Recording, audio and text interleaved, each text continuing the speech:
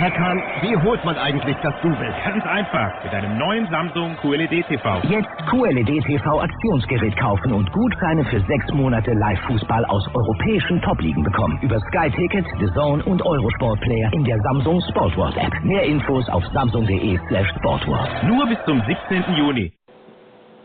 Blog Talk Radio.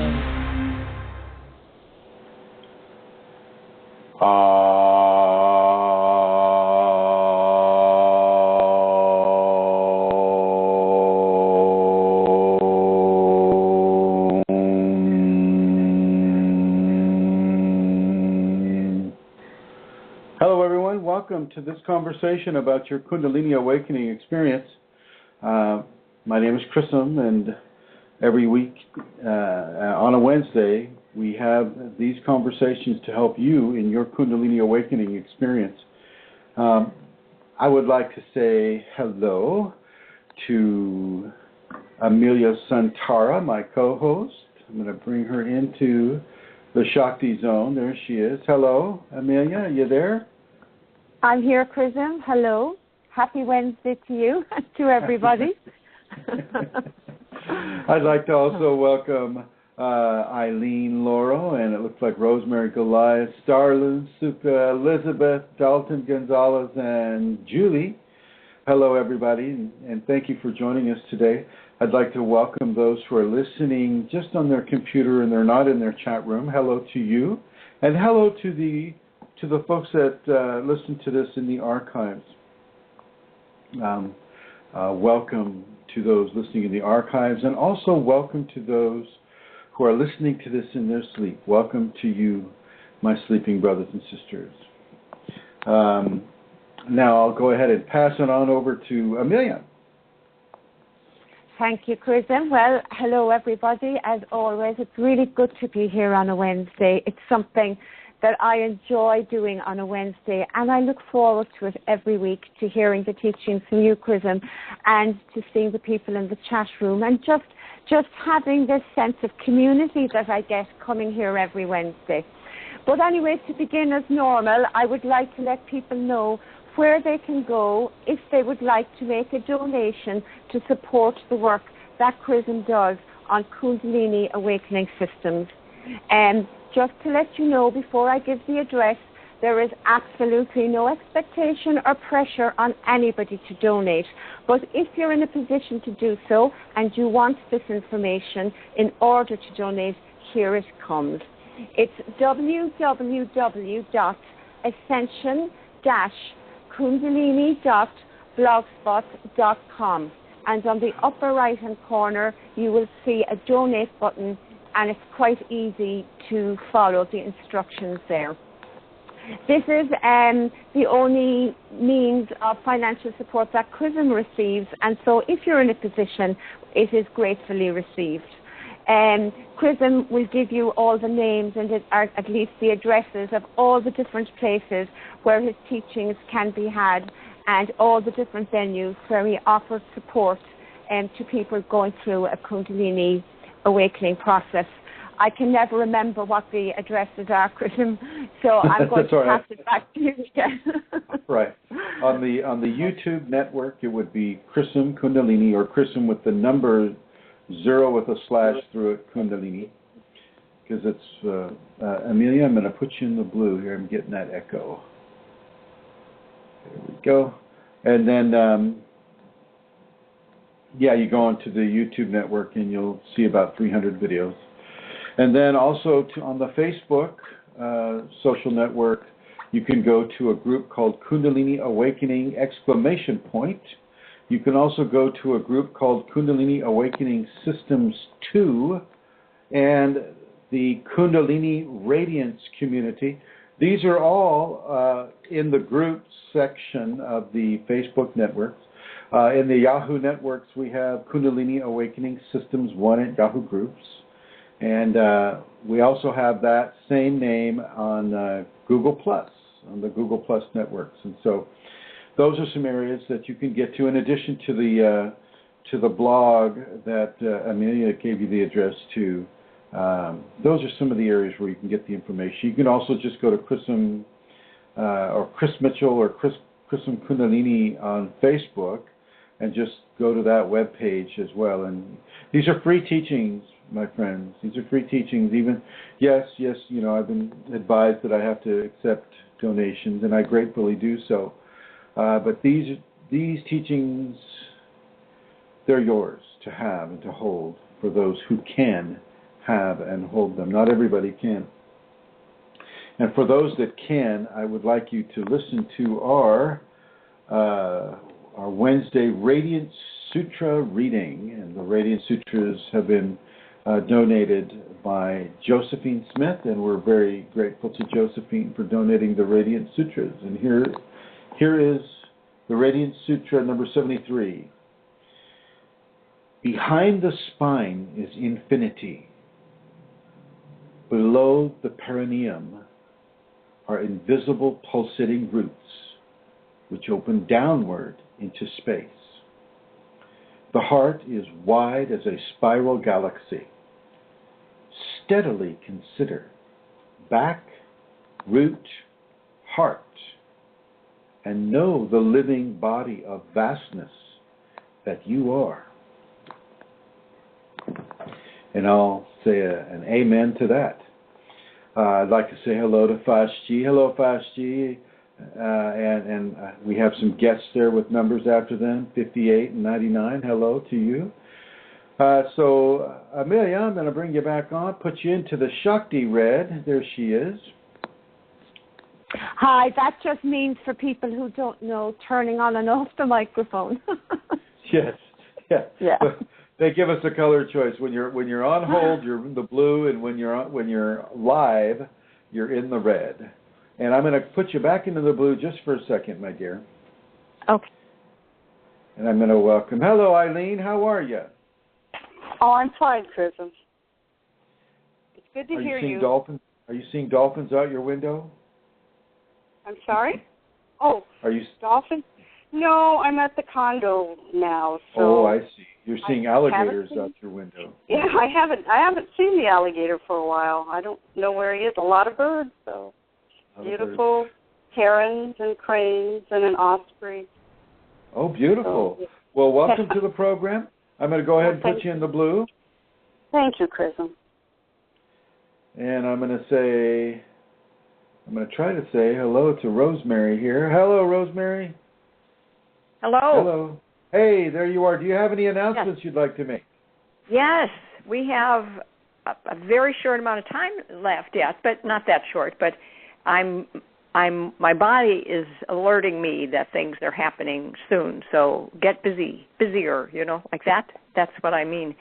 My experience of it right now. So it's the seminar here in St. Paul, Minnesota, September 27th and 28th. We're still accepting registrations. Happy to hear from anyone interested. Thank you, Chrism. We'll see you soon here. All right. Thank you, Rosemary. I'm going to put you in the blue and bring up Her Holiness once again, Amelia Santara. Hello, Amelia. Hello, Chrism. So I'm going to leave you in the red just for a second here. Now, the reason, everybody, I'm leaving her in the red is because not because she owes a debt or anything like that. This isn't red tape. This is just a red color microphone. But I've decided, typically when I start a show, I don't know what the show is going to be about. The Kundalini just begins to speak on certain subjects, and those subjects typically meld into a solid subject line. However, today I wanted to do something a little different. I wanted to just give you an idea. I'll just put you in the blue here. He's got a pretty sensitive microphone. So I'm just going to... today I'd like to take questions from the chat room, if the chat room would be so kind as to ask a few, or to anybody else who's listening off the chat room. The phone number to call in is 347, that's the area code, 347-934-0026. I'll be taking questions from the audience for as long as that lasts, but I'll also be taking questions from Amelia Santara, who has been taking some of the questions that have been asked on one of the Facebook groups and applying them to this program so that people can hear the responses, in a different way.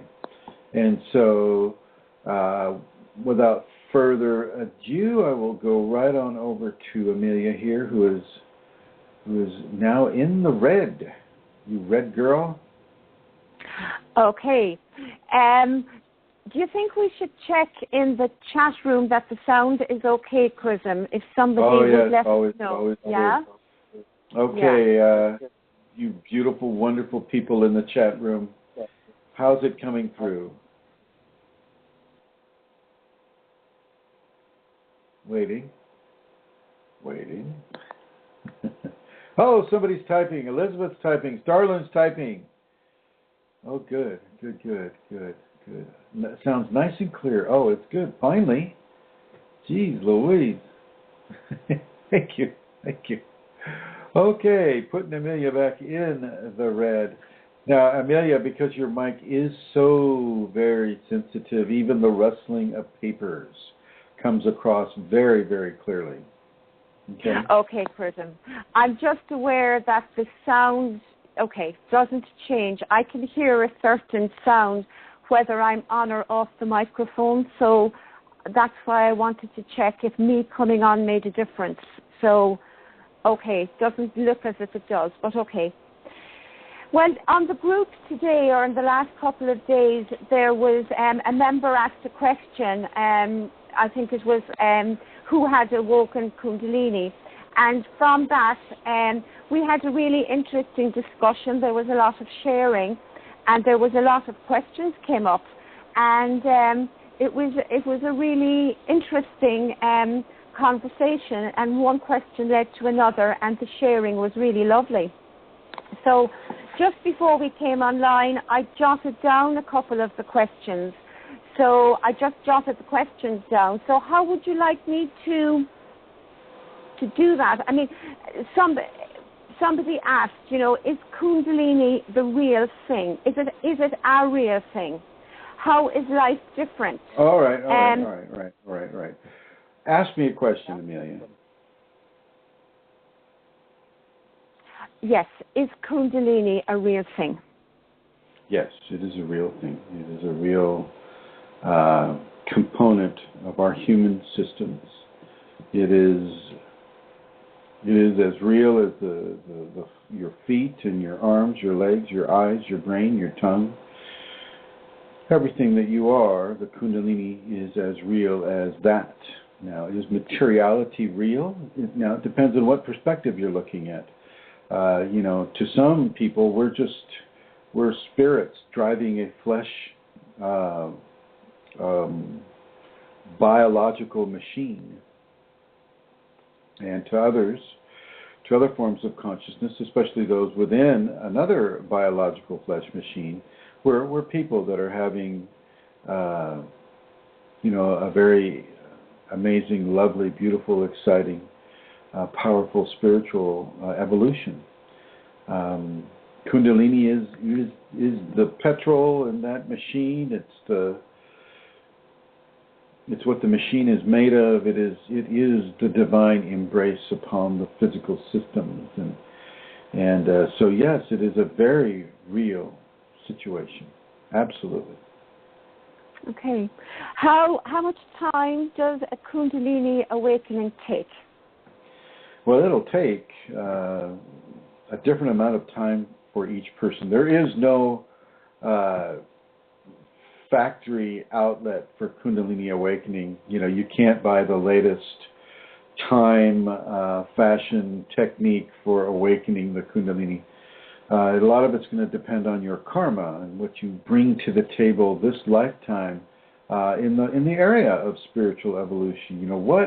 How is it that you're even hearing about the word Kundalini, and where is your interest level with that word, and why is your interest level there? A lot of that has to do with what you have brought to the table with regards to your Kundalini awakening cognition and, the experience that you may be having with it. So it takes a level of time that is perfect for you. not perfect for the next person standing next to you, or the person in 2 or 3 cars over in the freeway, or the person in line ahead of you at the grocery store. It is not the same for anyone. It is unique and different for everyone. And yet, it is present, in very similar situations within a person, the base of the spine, the last 3 vertebrae of the spine. So there are similarities. It's just that the timing of the awakening is going to be different and unique for each person, as well as how that awakening expresses itself in the person. Some people have the freight train immediately up the spine. Some people have a lot of kriyas first, or entities first, or visions first, or, vibrations, heavy vibrations first. Then they get the freight train. Some people get a soft train. Some people get more than one freight train. And so there's a lot of different variables that a person can experience with regards to the awakening event. But the timing of the event is unique to the individual. And that's just for the first aspect of it, the first introduction of it into the cognitive awareness of the body, or the physical awareness of the physical body. With regards to how long an activation takes, well, an activation can be very, very fast, or, depending on that person's evolution, it can be very, very gradual. Once again, you can't really compare yourself to anybody. You can't compare yourself to me, or to Rosemary, or to Amelia, or Gopi Krishna, or anybody that's actually had... Okay. Thank you, Starlin. I see that.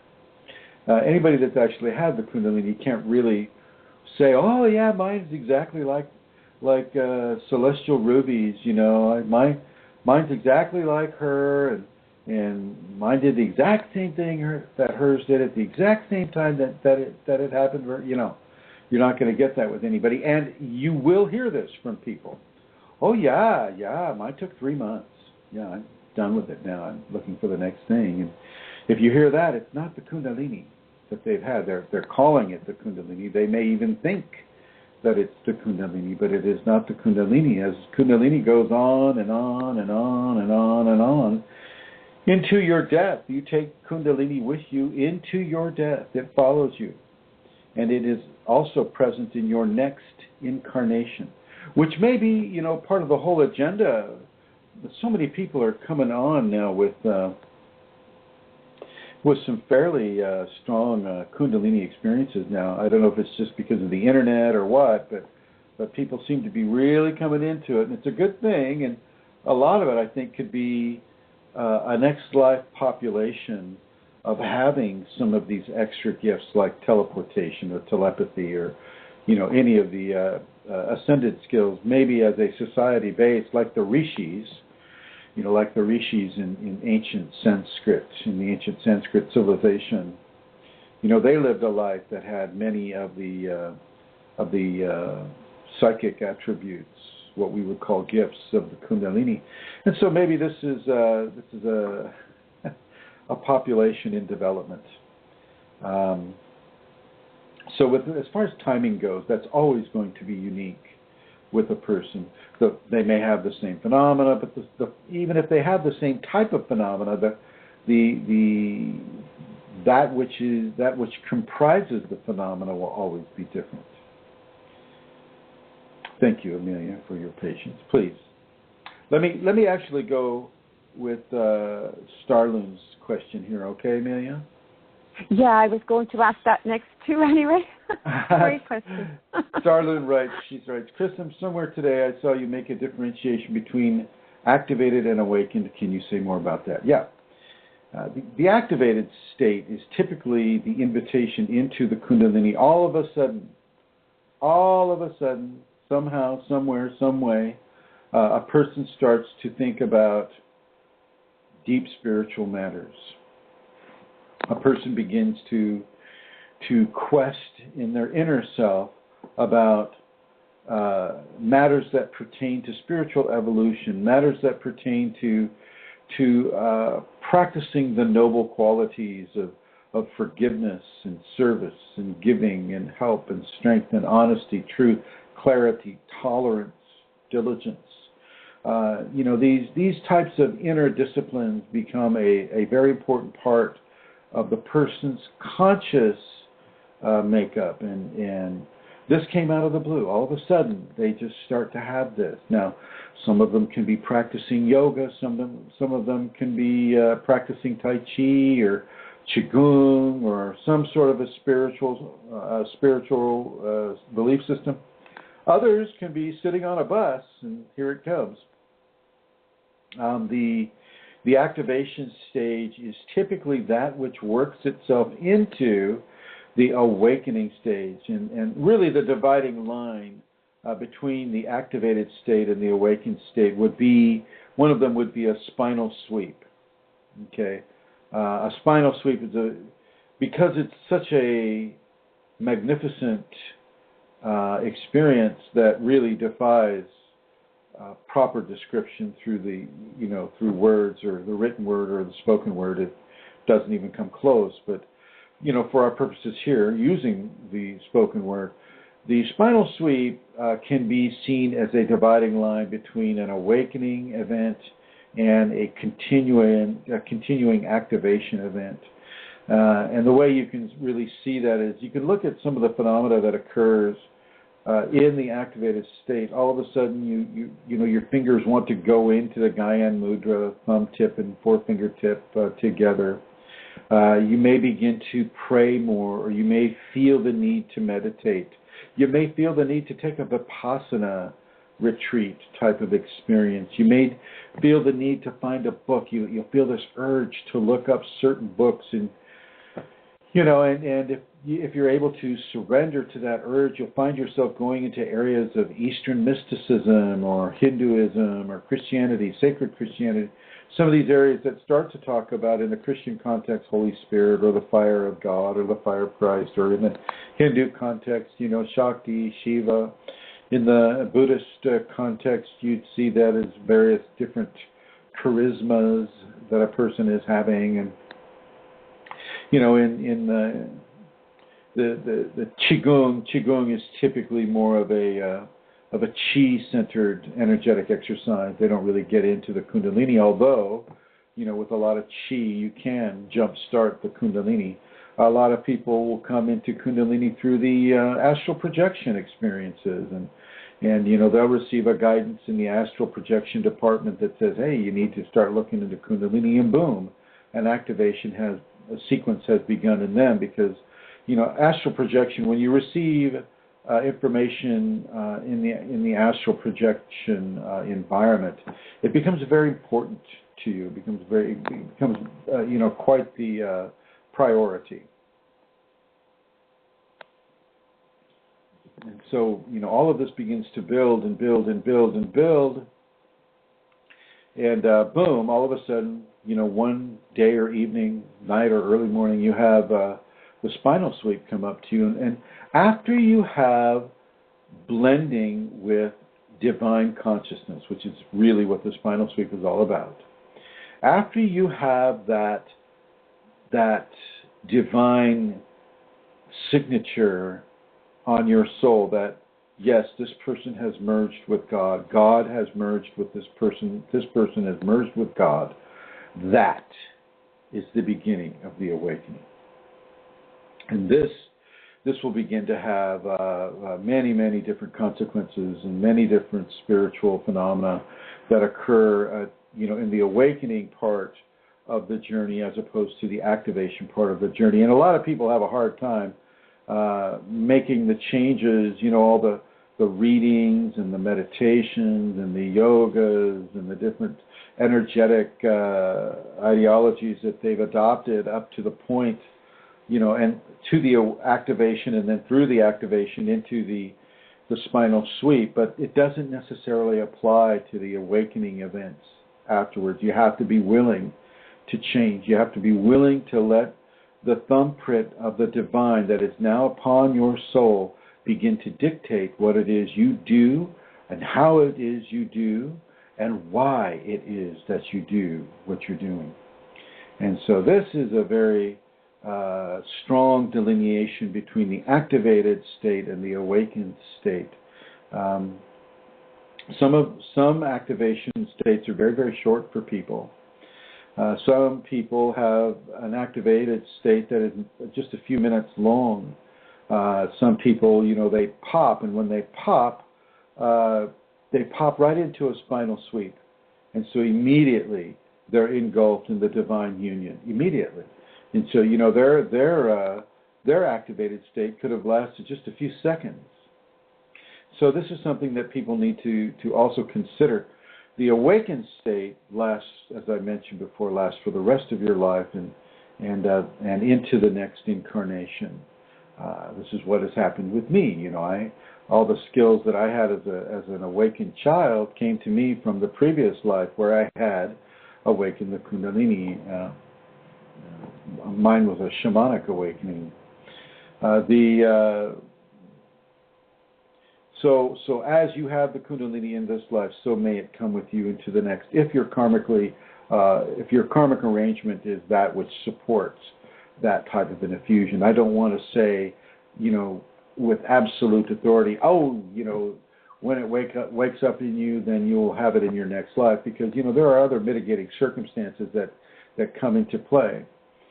So after you have the awakening, though, it will typically last for the rest of the corporeal life that a person is living in this streaming moment right now. So, and let's see. Starlin asks again. She says, Starlin, I forget if it's a man or a woman, but they say, is it possible to have the spinal sweep and not recognize it, especially if it happens when very young?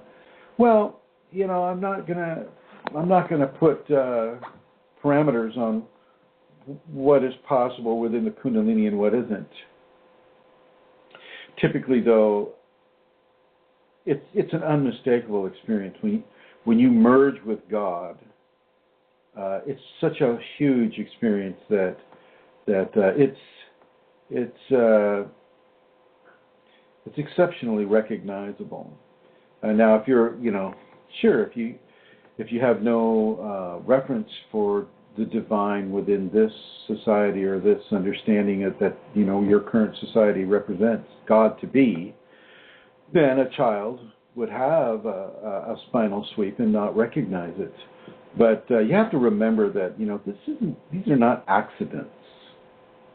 There's very little of an accidental nature to the Kundalini.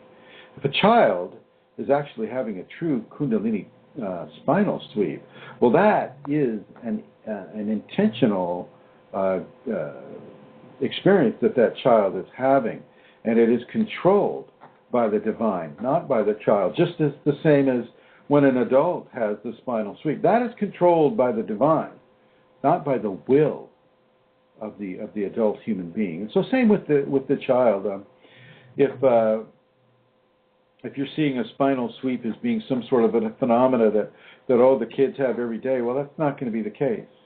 That's not going to be the case at all. They may just be having, spinal hiccups, or, maybe a spinal petit mal, or, something of that nature. And sometimes the kids will have that, with their neural system still developing, and the integration of new neural systems. If you're talking about an infant or a younger child, they'll have those spasms anyway, and that doesn't necessarily indicate a spinal sweep. So I guess Starlin, your question is it possible to have spinal sweep and not recognize it, especially if it happens when you're young? Well, I'm going to have to say anything is possible, but not everything is probable. Okay, not everything is probable. But thank you for asking such excellent questions. And Starlin is typing again, and while they're typing, you're very welcome. You're very welcome. Amelia, do you have another question?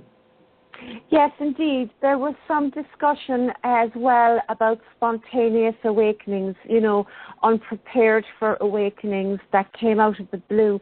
As a person asked a question as to why some of us have Kundalini awaken while others don't. Okay, well, while you were reading that, actually right before you started to read that, my Kundalini came in and wanted me to bring up something. So I'm going to bring that in first. Hold that thought, though, okay? Sure. The Kundalini wanted me to bring up spontaneous human combustion. Spontaneous human combustion does not necessarily happen with a Kundalini awakening, and there's a lot of disinformation on the internet right now that equates spontaneous human combustion, which means, the person just catches on fire and burns to a cinder right there, at the restaurant or on the dance floor, sitting on the easy chair, whatever they're doing, and they burn so hot that they burn at temperatures that approach what the surface of the sun is. And so it burns so hot and so fast that the person's shoes and maybe even their feet will still be in their shoes and they won't be singed. It basically seems to be more of a thoracic type of phenomena, but it is not. It is not associated with Kundalini. It is a short-circuiting of the body. No doubt about that, and there are divine energies that are utilized during those types of an experience or exit.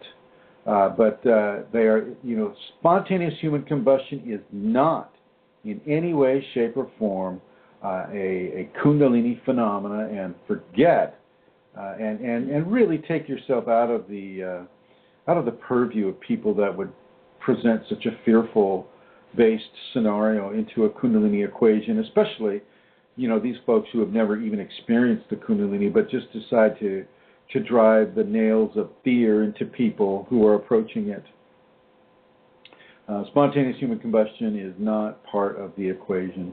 Now, as I said before with Starlin's question about the possible, anything is possible, but there's a very low pattern of probability associated with spontaneous human combustion and the Kundalini. Thank you. Please, could you ask your question again, Amelia? I will, of course. Actually, Chrism, about that, that's good to hear because I can remember at one stage hearing, a good bit ago, hearing information or misinformation like that, and at the time I was experiencing intense burning heat in my body. And doesn't it? and hearing that information slightly freaked me out. Oh yeah. So and at that's the time, whole purpose. That's the whole purpose of why those people put that out there in the first place, is to scare people away from their own enlightenment. And in a way, I can see how the Kundalini would say, okay, yeah, let that be there for the moment, just because if people allow themselves to be frightened by incorrect information to that degree, then maybe they shouldn't be having the Kundalini in the first place.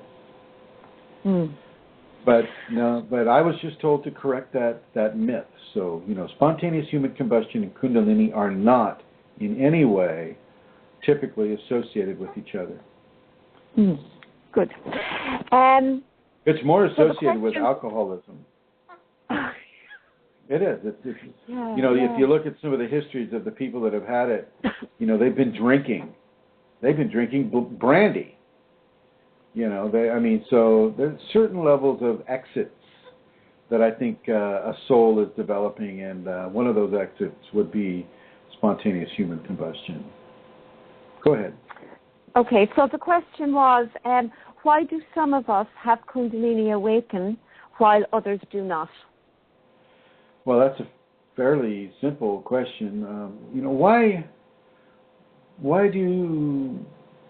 Well, I'll just put it into the evolutionary category. Some people reach a level of evolution, spiritual evolution, through the many lifetimes that they have lived, and through those accrued lifetimes, they have been able to reach a current lifetime which allows them to take the next step into becoming human divine at the same time. Okay, not everybody has lived those levels of lifetimes. Not everybody needs to live the same amount of lifetimes. So the next obvious question would be, well, okay, how many lifetimes equals a Kundalini awakening event? and it's an unlimited number. A lot of it depends on a person and how quickly they're willing to learn their lessons, and how slowly they need to learn their lessons. So why a person would have Kundalini in this life and the next person wouldn't? There are so many different reasons. Let's just take a spouse. Let's take you and John, shall we? So Amelia and John live together, and they've been married for thousands of years now, and they have many, many children, and they have all kinds of properties, and they're very well ensconced into the Irish society. They know who they are, how they are, and they have a good degree of communication about what each other expects from the other and what they can receive. However, Amelia, in this context, has really been allowed to open up her Kundalini really, really well. She's been able to really take instructions. She's been able to find sources of information. She's been able to incorporate the many different very, very strong changes and very, very strong experiences associated with awakened Kundalini, including spinal sweeps and including spiritual awareness and spiritual communications and entities and Chrism and all the majorly strange and bizarre tests that I put her through. So she's been able to do that, but she hasn't worked alone with this. She has had to have the support of her husband, John. And even though John will get some of the Kundalini, which he would get that activated just by being within an awakened person's radiance anyway. But the Kundalini has seen has seen fit to control the awakening to such a degree that he can be a support structure for Amelia's Kundalini. And, as she goes through all of these reality-bending experiences, well, he can be that rock. He can be that mountain. He can be that anchor into the earth, the physical earth. And this allows her a measure of safety where she knows that she'll be well taken care of. Should anything weird happen, he's not going to jump the gun and throw her into a psych ward. I'm looking for wood here. Hang on. There we go. Hopefully not going to do that. I say this because I know he's listening right now. And so this gives Amelia, great levels of freedom to just surrender into the teachings, just surrender into the experience. Like right now, Amelia is having a very, very strong experience, and I'm going to let her describe that for you. Go ahead, Amelia. I'll put myself in the blue. Oh my goodness. Okay. I'm not too sure. There's a lot of things going on at the moment. Perhaps Chrism is speaking about... Chrism, come back. Are you speaking about my tooth? Yes, it's about your dental experience. Thank you. Okay. Well, for many a time, for quite a long time, I have had issues with my teeth. I had an ongoing issue with the deep pocket and infection in a particular tooth, and it has been, held and healed on a continuous basis with the Kundalini. But the time has come that something really needs to be done, and I have been in a lot of pain. And I spoke with Chrism, and Chrism placed it's a form of scatter field upon and within the area of my tooth. I mean, he can speak himself about what he saw because I don't know, but what I can feel that what actually began to happen was the intense pain which was running from that tooth in the front right up through my nose, into my eye and into my head. I mean, it was quite intense. It was it was really, really difficult to live with. Well, after Chrism placed the scatter field within and upon that area, there was a change. I could feel it. First of all, I had some visuals happen, and I began to see some things. But leaving that aside, I am now very, very aware of that within my. I can feel it. And while I'm still aware of the infection that's there and a certain sensation within, we'll say, that line of infection that is running right up into my palate and beyond, all of the pain is being held and balanced by the Kundalini. And this has been happening, I think this is the second or third day, and I am having the work done next Monday. And it is an incredible thing to feel this. It's a gift of grace from the Kundalini within Chrism to me. And it's amazing. It is just amazing. Yeah. Well, let's take the whole idea of Chrism out of this. It's just a gift of grace. It's a gift of the Kundalini, straight up Kundalini. And just so people know how this was applied. It is a form of a scatter field, the same way I give the Shaktipat. But in this case, the field was inserted in the entire upper mandible area, a very, very bright, I can see it right now, a very, very strong field of density, of light, density, how do I say that? It's a form of dense light, I guess. It's a heavy light. See, once you begin to talk about it, it's quite difficult. yeah. So anyway, it works. That's all. Yes. That's what matters. It does work. While Amelia was telling her story about this, Kundalini was coming to me and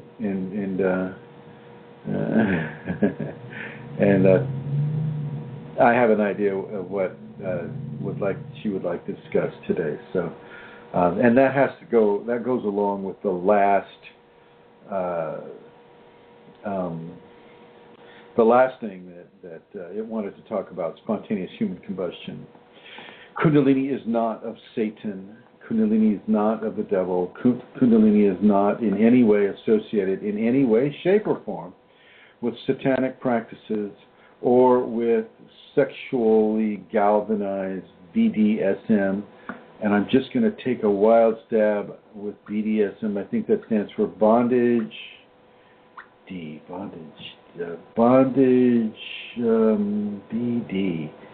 bondage, domination, sadomasochism. There we go.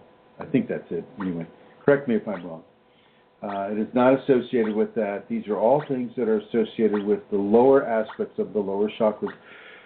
And if Kundalini is working on them at all, it's working to clear them out of your system.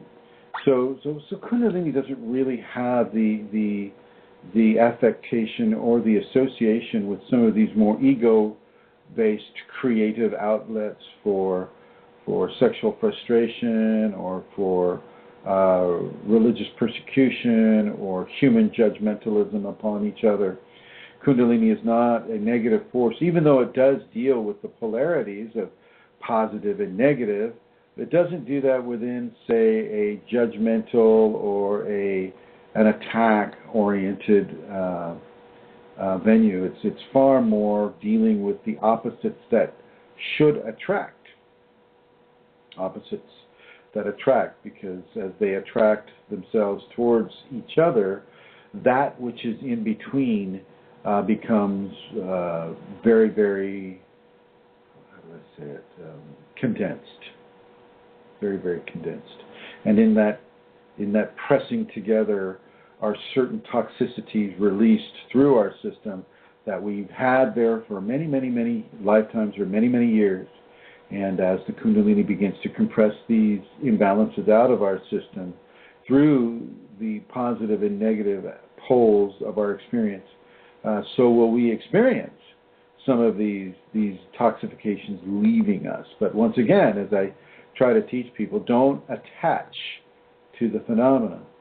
Recognize the phenomena, let the phenomena occur, don't try to resist it. But don't attach to it either.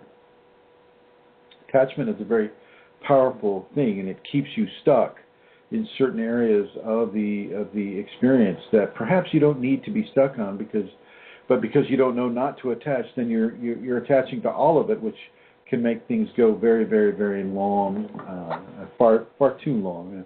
Just the same as a beautiful ripe apple will rot if it's not taken care of or consumed in the amount of time. So can certain Kundalini qualities develop a rot within the system, and this typically develops into a stagnant energetic response. And these are the things that begin to eat away at the synovial cartilage, in the joints, in the ball joints, and in the shoulders, the knees, the ankles, the toes, the fingers, the elbows, the neck. And, as you have the Kundalini and you're not doing service for people, or you're not doing something that is in some way helpful to society with the use or at least the expression of the radiance of Kundalini, well then, there's a good opportunity for you to experience a stagnant energetic response. Quite painful, I must say. I've had them. Very, very, very painful, and not something that you want to experience. Imagine what it is to have a broken bone and then have the two jagged edges of the bone rubbed together. That gives you an idea of the level of excruciation that occurs. So, Kundalini teaches us about our inactivity, teaches us about our activity. What is the appropriate activity? What isn't the appropriate activity? Lying is not an appropriate activity.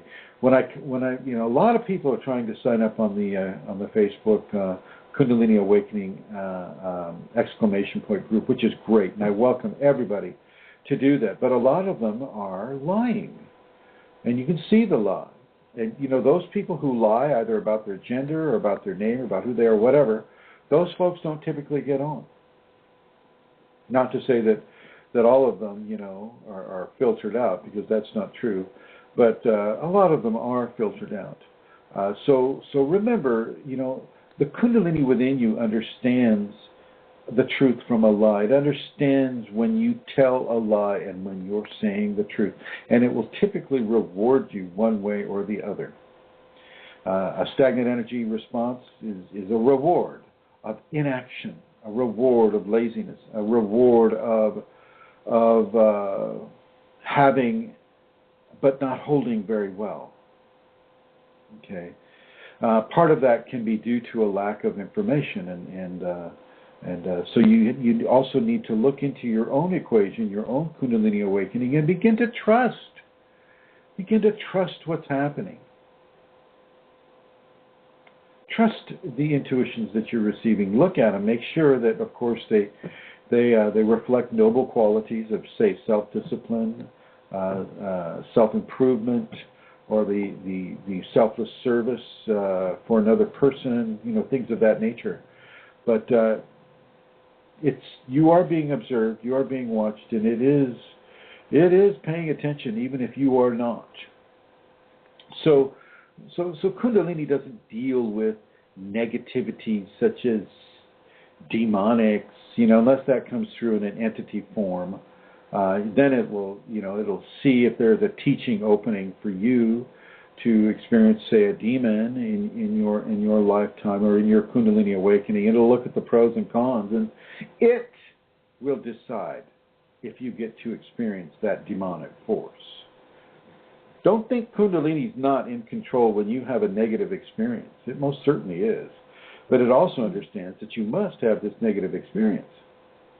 You must have it, because you're not going to learn any other way. Most people gravitate towards, pleasure. They gravitate towards pleasure because it feels good. They shy away from pain, but some teachings can only come from pain. And in those teachings, because people won't gladly, willingly jump into the volcano, they have to The volcano has to jump into them. And there you have it. Okay, so much, and I'm going to say most of what you read about Kundalini on the web, on the internet, is not going to be true. It may have some snippets of truth, but for the most part, it is not true. It is not Kundalini Reiki. The Reiki system started, honestly enough, but they became corrupted when greed and money and mixing and matching of technique. I mean, they lost the purity, not long after Dr. Usui passed. Okay, and they started getting in big arguments about, who's the true lineage holder? Oh, it's this, or oh, it's that, or these folks or those folks. The ego really inserted. And Dr. Usui didn't leave any real good instructions with regards to behavioral modifications of the other four bodies of expression. And so the teachings weren't given to the Reiki people that would allow the Reiki people to evolve, in say a more precious, honest space. But so for the most part, you need to really make a separation between Reiki and Kundalini, especially as Reiki is practiced in the Western civilizations. I'm sure there's still some levels of pure Reiki that's occurring somewhere, but they're not that popular, and they're probably not selling it or selling a mastership for $30. If you just go to this website and like it, and then pay them $30, and now you're a master. The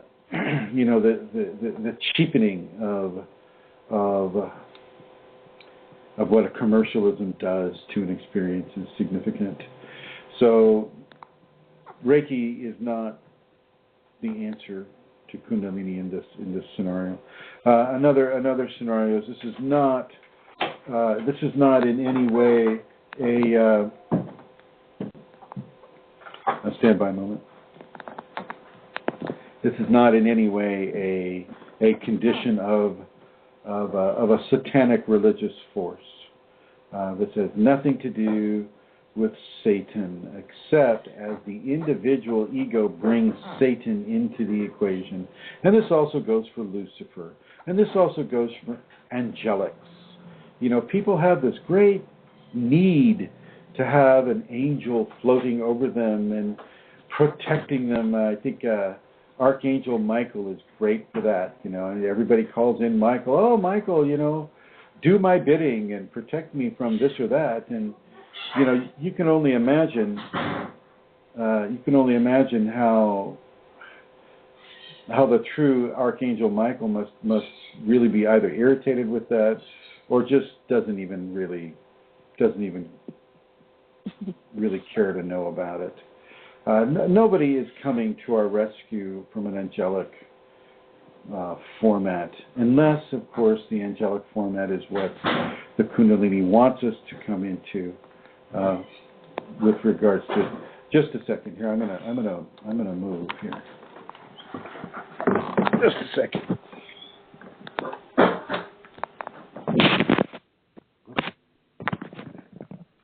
Okay. Let's see how that works.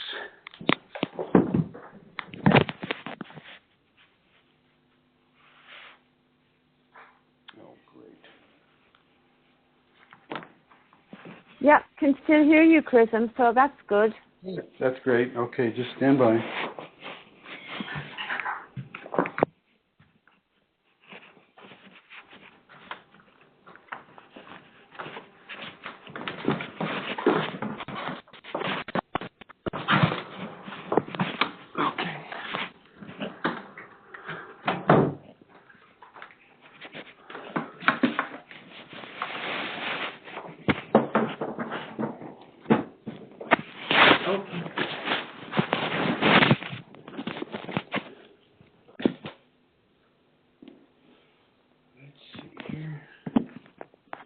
Thank you for your patience, everyone.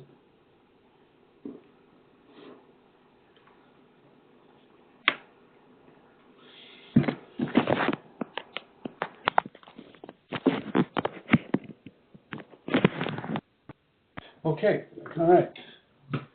Still hearing? Yes, Chris, I'm still hearing. This is actually good. Yeah. Okay. All right. Yeah. So as you look through the web, this is not the it's named after some Canadian city, some sort of a syndrome where people start laughing and rolling all over the floor. Oh yeah. Yeah, this is not that. Kundalini is not that.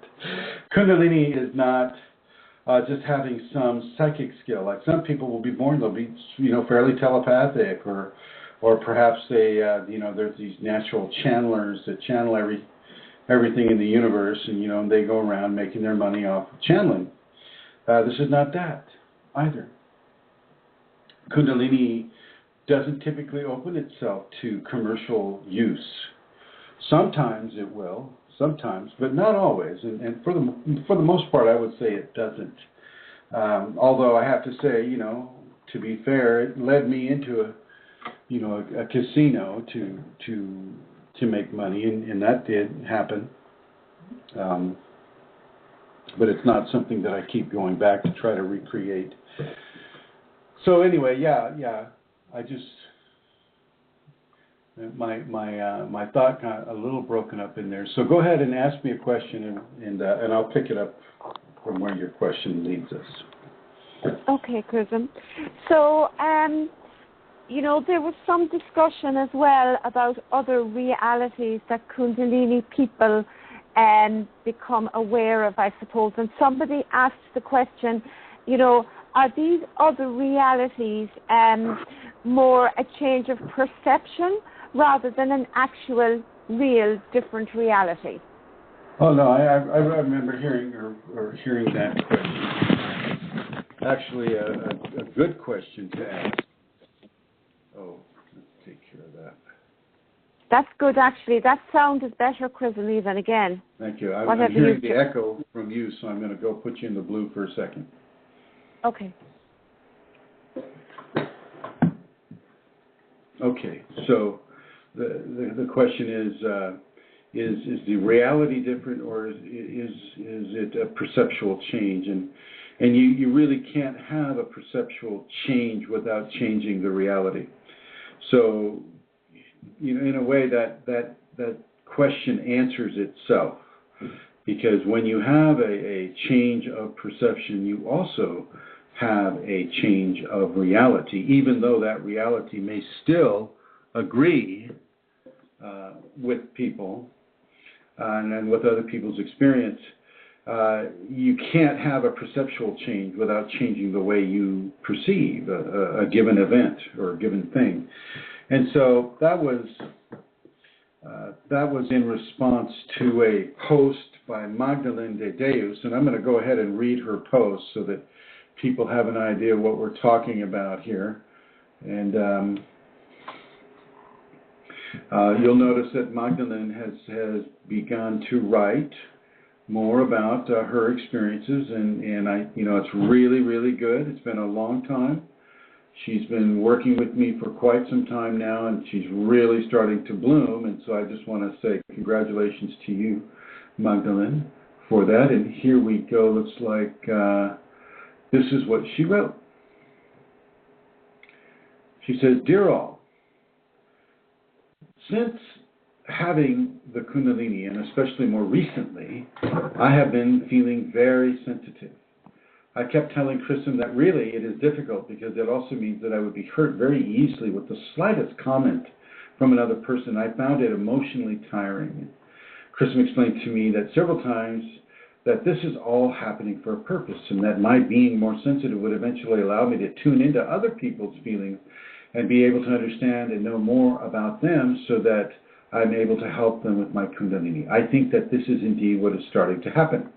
For example, on 2 or 3 occasions I've been given to feel something about people I see at work that I was not aware of before.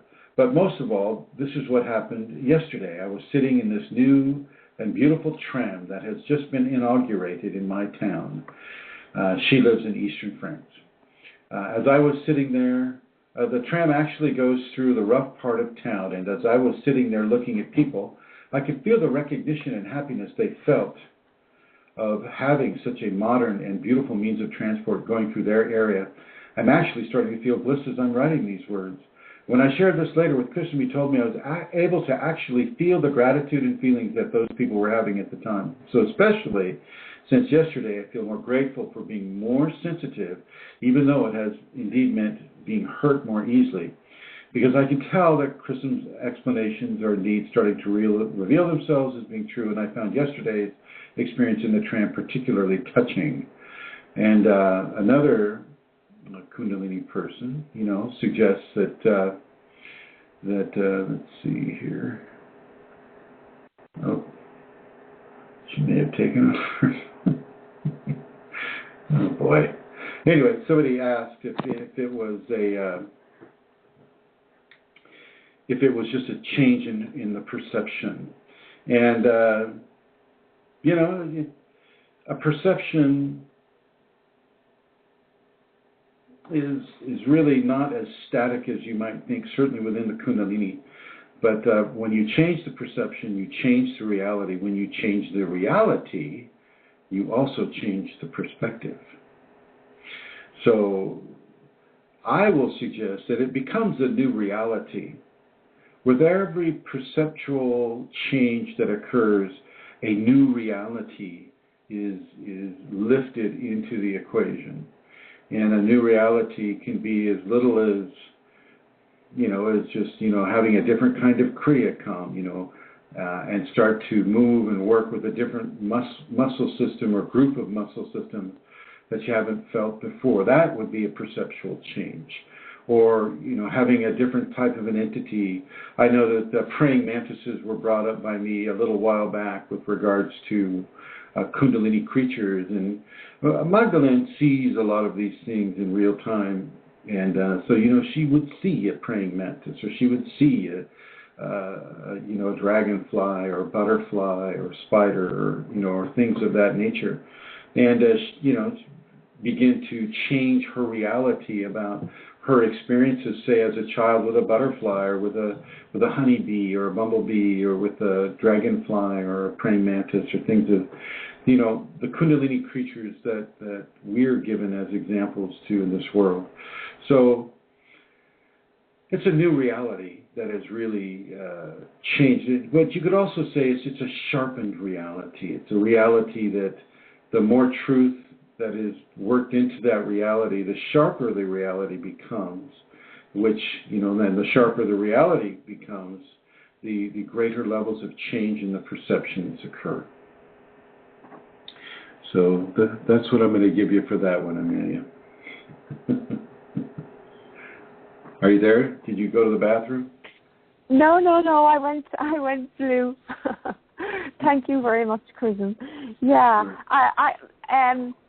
Could I say, for me, that, and I don't know, it's when this other reality is not rooted in a preconceived thing. It's like the reality happens, and that heralds change. Do you know what I mean? Like with trumpets and everything? Excuse me? Heralding change with trumpets? Oh, heralding. Sorry. Did I actually say that? Heralding change.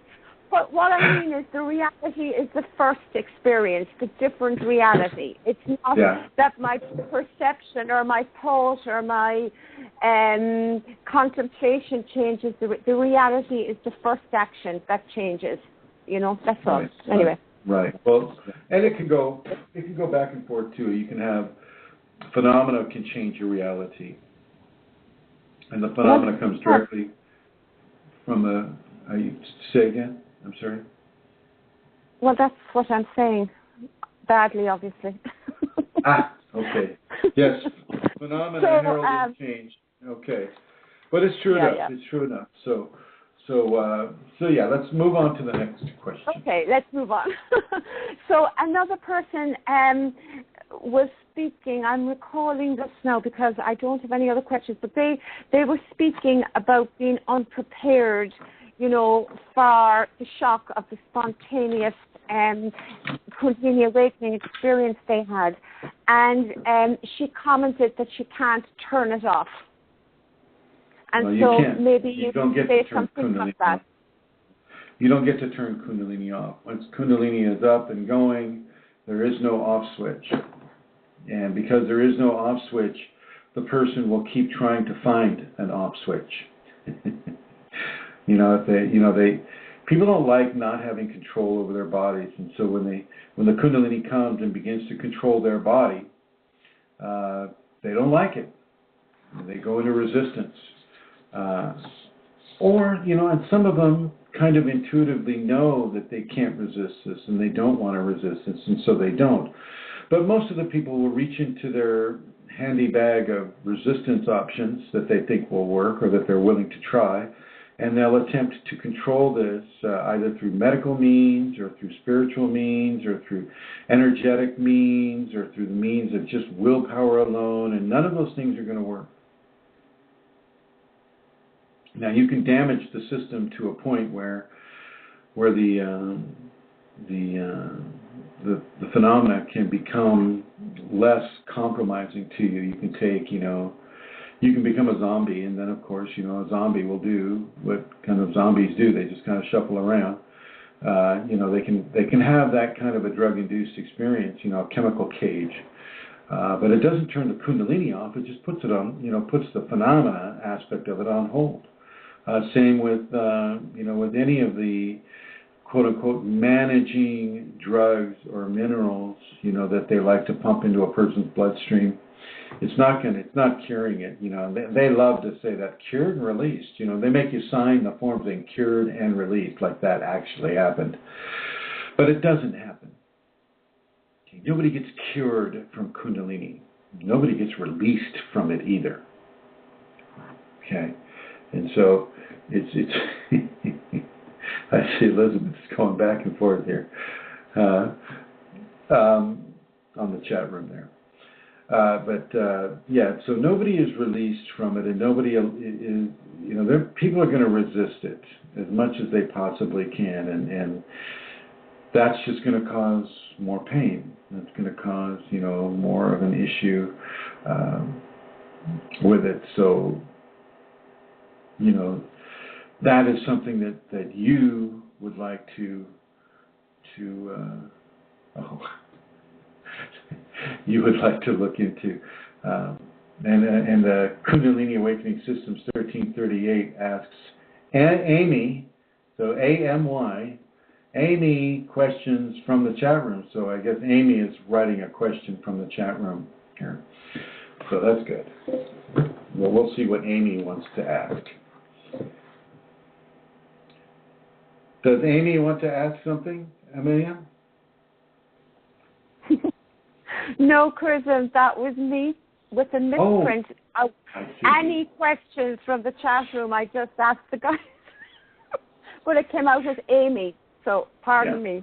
Actually, Elizabeth has a question there, and she's asking, I was wondering about sudden depression that does not seem to come from anywhere.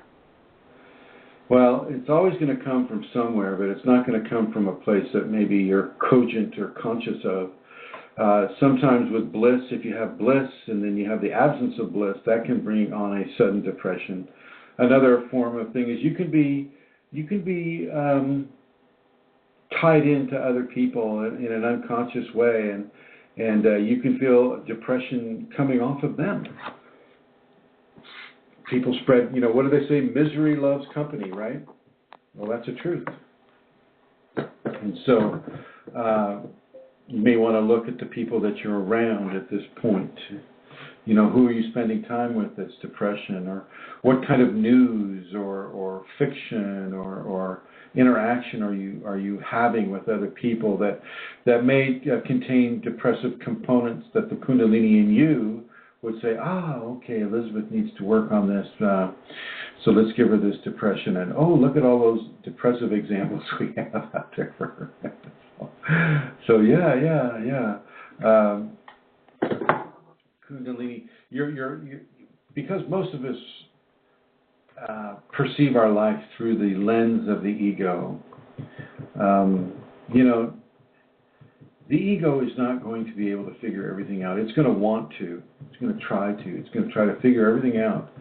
But it's not going to be able to. And so when you come into a sudden absorptive depression or a sudden absorption that is triggered through Kundalini phenomena, you don't want to judge the experience through the lens of the ego. You might want to just look at that and go, well, what do I have to learn from this? So if a person's feeling depression and all of a sudden it's just there out of the blue. Well, what has triggered that? And what am I feeling? And what am I seeing? And what is my intuition telling me? What is Kundalini communicating to me about this right now? What's going on here? And instead of seeing it in a, shall we say, in a depressive, oh, I don't feel so good sense, look at it as another opportunity to learn more about your own equation and about how to make that equation that much better for yourself.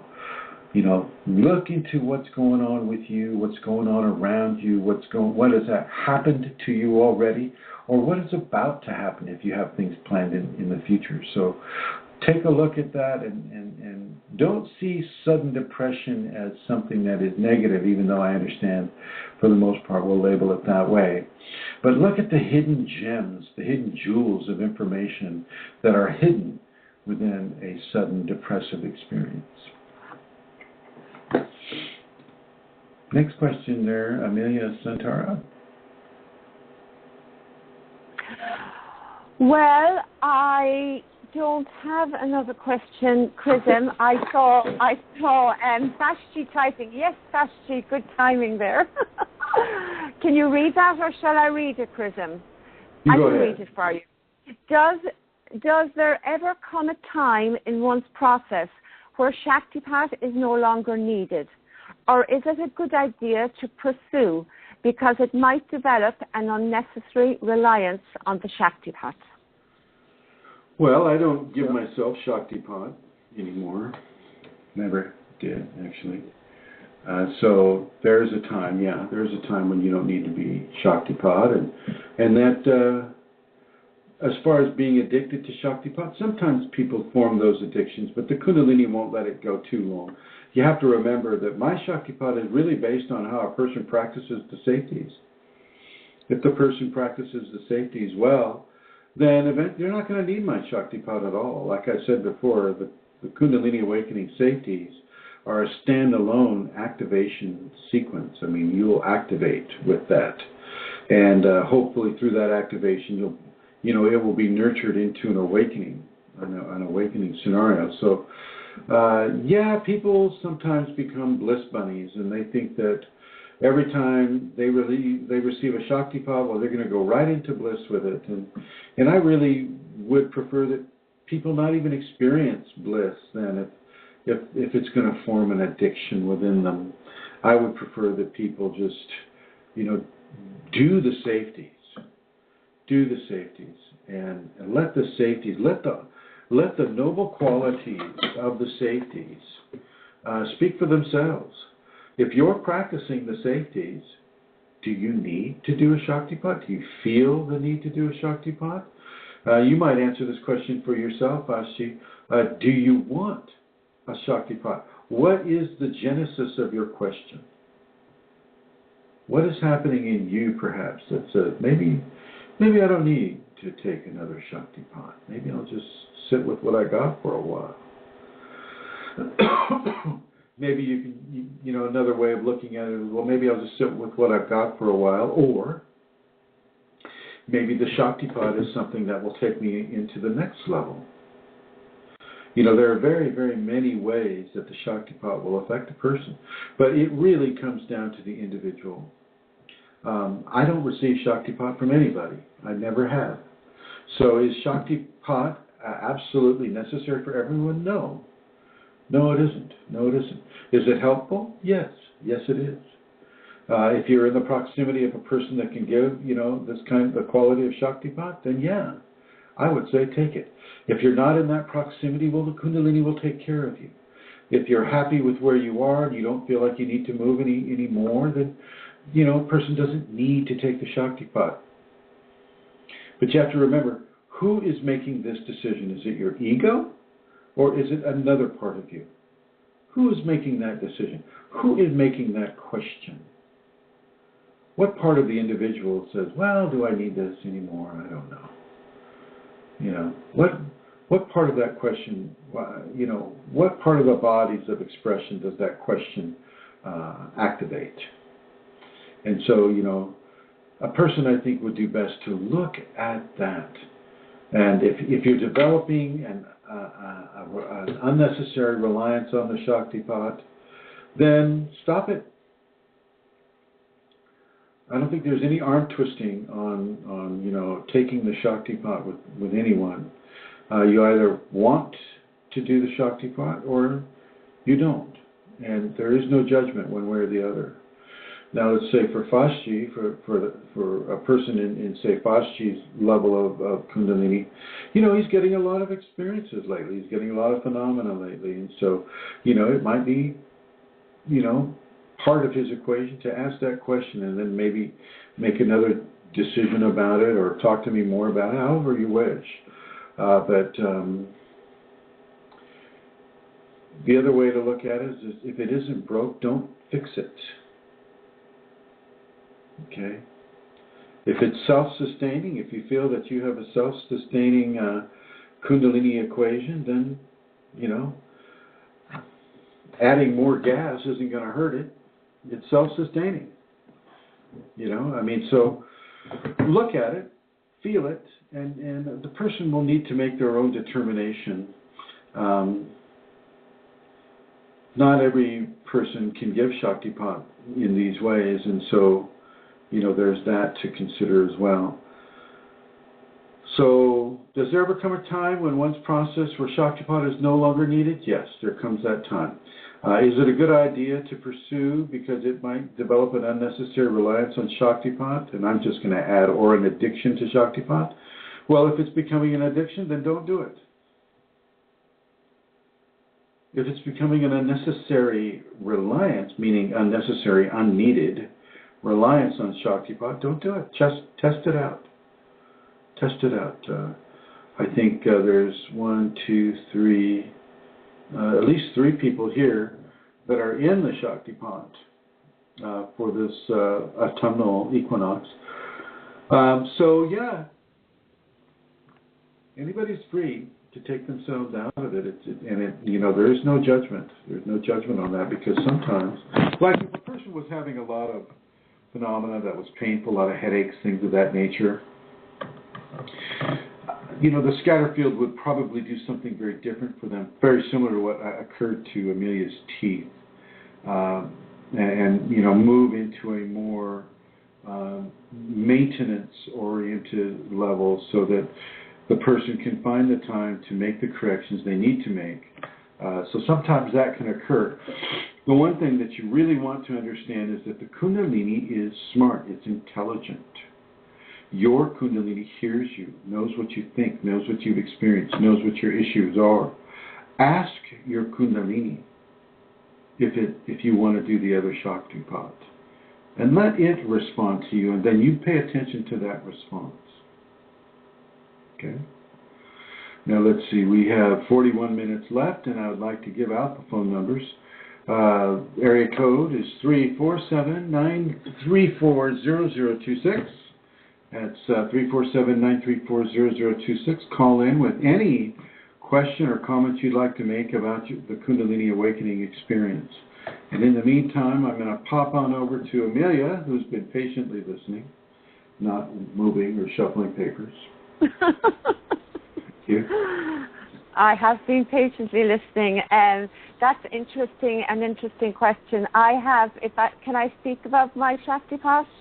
Yes. Yeah.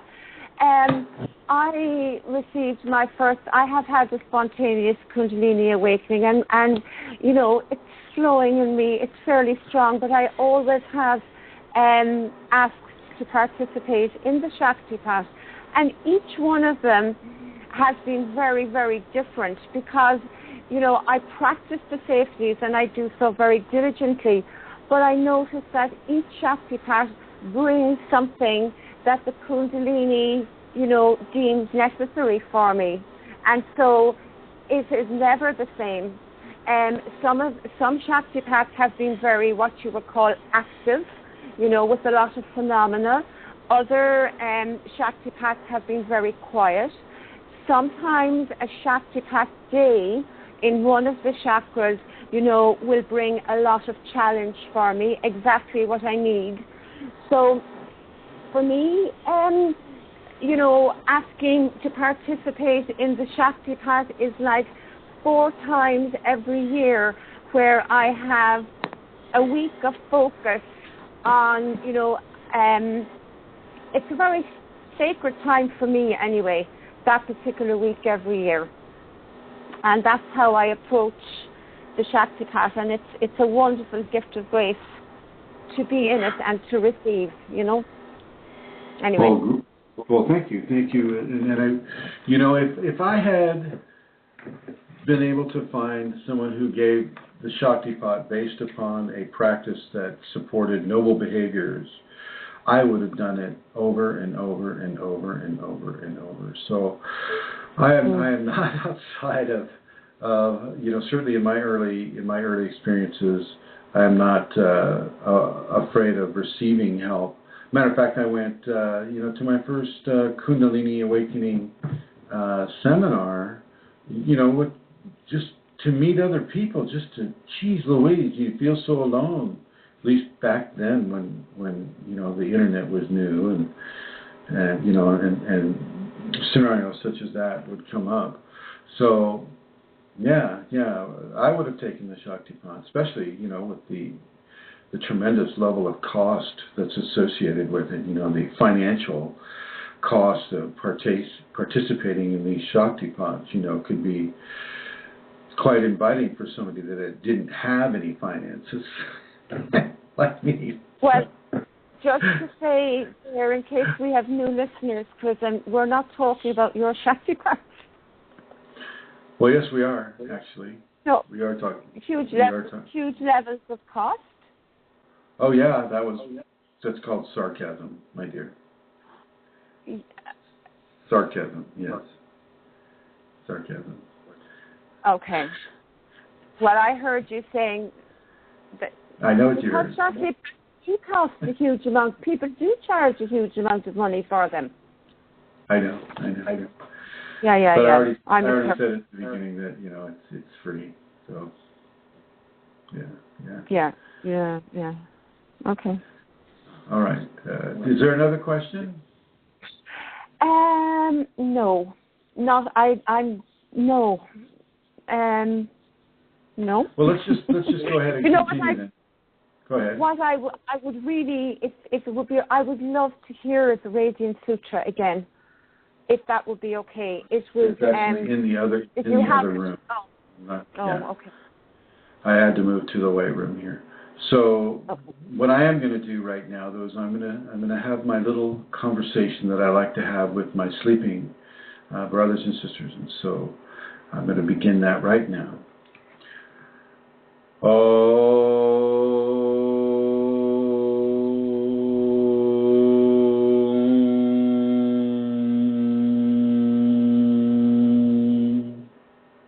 Gana Tuam Ganapati Avamahe, Kavin Kavinam Upam Shavastamam, Jeshtarajam, Braminam, Aspata Anaha, Nasilbandu, TBC the Saranam.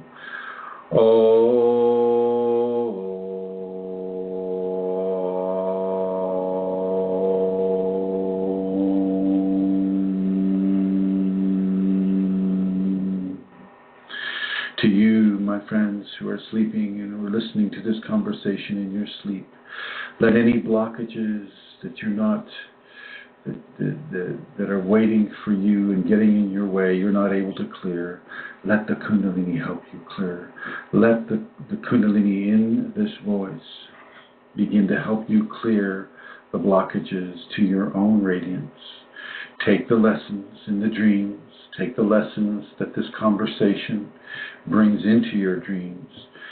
Look at the symbols. Write down your dreams in the morning. And have a blessed, beautiful sleep. Oh.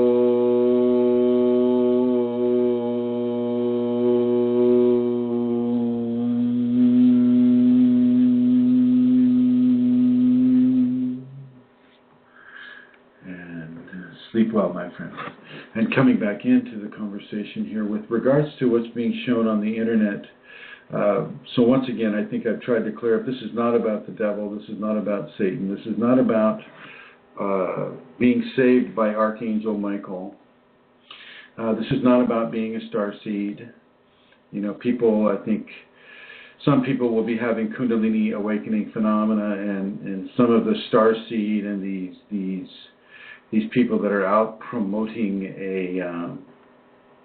a system of enlightenment or ascension.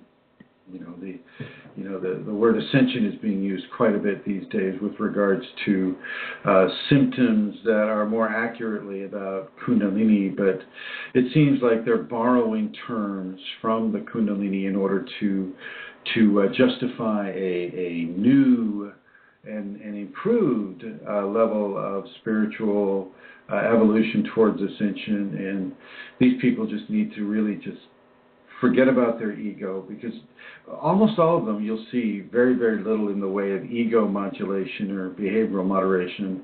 And so with the ego going full tilt, bring me money, bring me power, bring me all of these qualities that the ego wants, well, let's just make up a new enlightenment system or a new ascension system, and we'll go ahead and take, the phenomena that comes from Kundalini, we'll just apply it to our ascension system. Yeah, baby. There we go. And so a lot of people kind of get sucked into that because it's a short path, and it's not something that they really have to practice at too hard. And, they get a lot of people that are just like searching and yearning, and, the ascension sounds so cool to people, and they don't have any clue about what that means.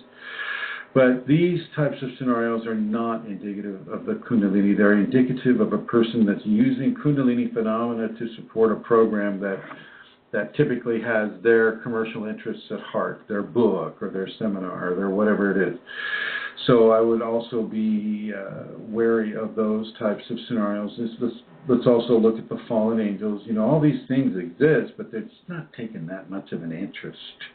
They've got their own scenario to work through.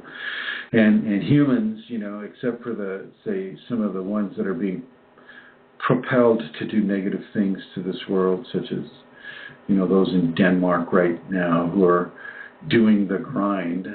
Oh, Denmark, how could you be so amazingly savage? Amazing, Denmark. You need to stop that grind, and you need to stop it now, period. And that's all I'm going to say to the Danes that may be listening to this. You need to stop that grind. That's hideous.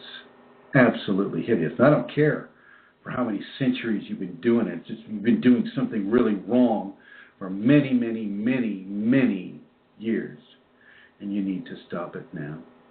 Or, we'll look over there, to Ukraine and all the problems that are there. And, I got called up, or I got a message from one of the listeners who says, "Oh, Chrism, you don't know what you're talking about with, Ukraine and all that. And you need to listen to my side because my side's the right side. And I just want to sit here and, listen to you say that you're wrong." So, yeah, whatever. So with what's going on with the Soviet Union and its expansion, and with the NATO wanting to be galvanized back into an authoritative position, and all of the lies and all of the supposed truths that are just basically forming around somebody else's agenda of what is right and what is wrong, and I basically told them, well, you have, your opinion and I have mine, and that's the way it's going to be. And I welcome you to form your own opinion about, what's happening along the Russian line with Ukraine and with Lithuania, the Baltics, and some of the other areas here. And don't listen to those warmongers. These are the people that live for a war so that they can be helpful for the people who are in the middle of a war zone. These people, without a war, they've got nothing to do.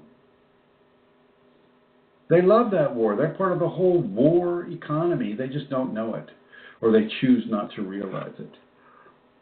There's always different levels of truth. coming out of a place where so many altercations are taking place, from Syria to Iraq to Afghanistan to Kurdistan to the Turkey and all of these areas. There is no one right side, one wrong side. There's a lot of wrong sides and very few right sides. And I would advise those of you that have an early Kundalini awakening to stay out of a war zone. I understand that you may want to give service and give love to people that are having a difficult time, but you don't need to go into a war zone. If you go to a war zone, the entities are going to get you. The entities are going to get you, and when they get you, they typically are hard to extract.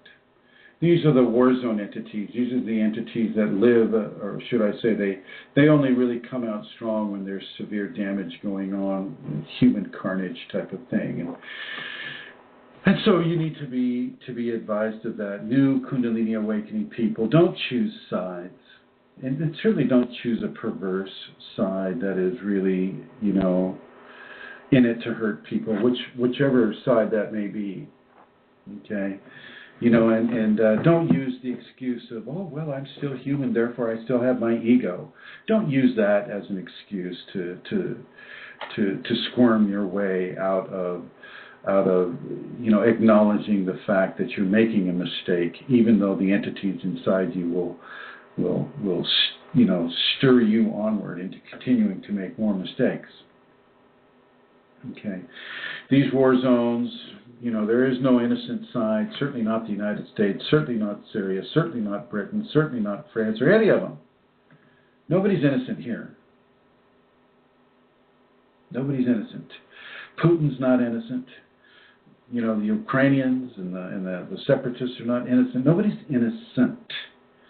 Okay, but nobody's got the high ground of truth yet, except for those that want the fighting to stop.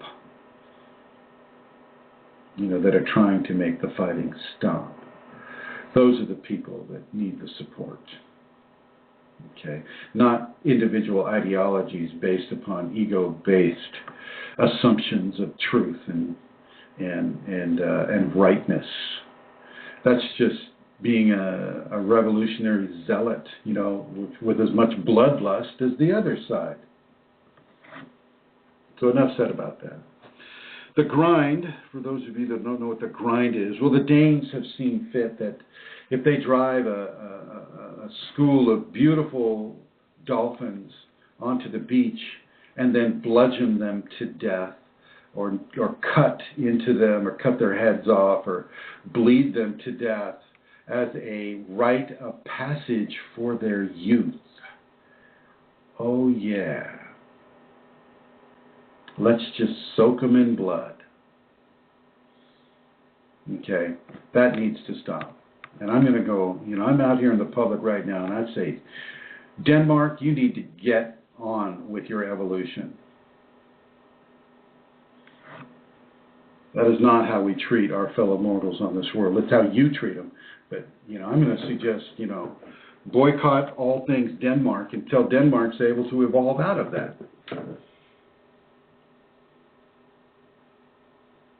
That's about as pathetic a thing as I've heard.